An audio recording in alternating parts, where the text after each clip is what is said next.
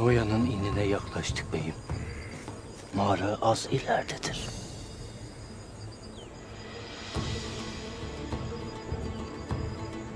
Turgut da Yiğit de ellerinde. En ufak bir hatamız canlarına mal olur. Sen merak etmeyesin Ertuğrul Bey'im. Onları oradan sağ salim çıkarmalıyız abi. Benim de arzum budur Ertuğrul. Hele bir sağ salim mağaraya varalım. Allah yardımcımız olsun. Amin. Amin. Haydi kardeşler, bismillah.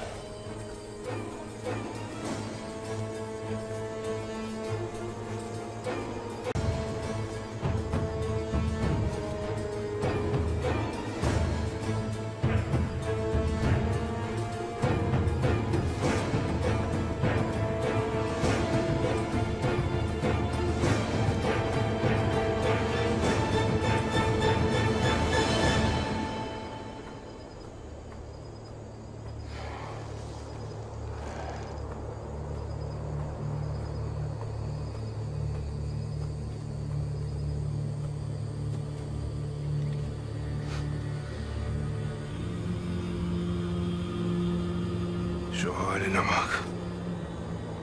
Bu parlak kıyafetler içinde bu soysuzlar sürüsüne sultanlık edeceksin, öyle mi?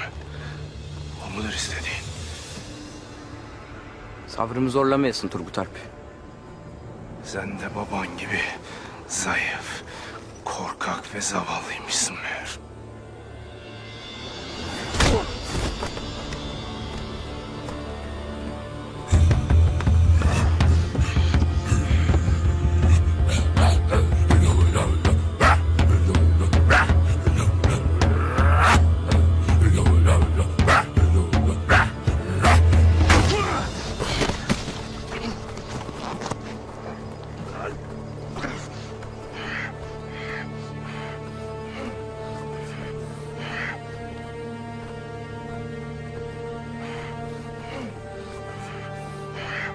Senin tapınakçıların elinden kurtulan güne daha da uzun yiğit. Bunu bana biat eden Alplerimin önünde kendi ellerimle idam edeceğim.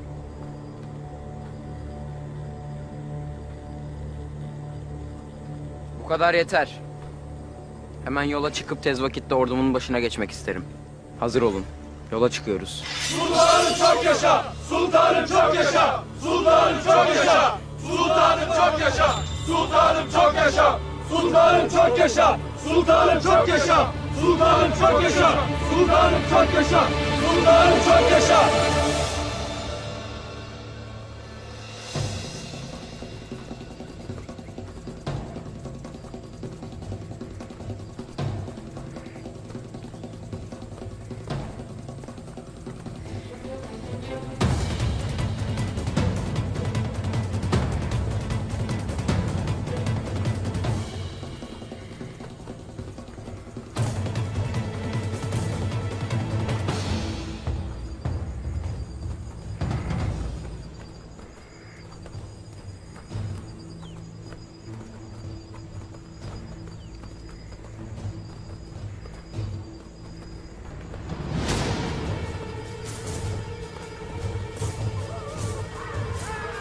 Atlar!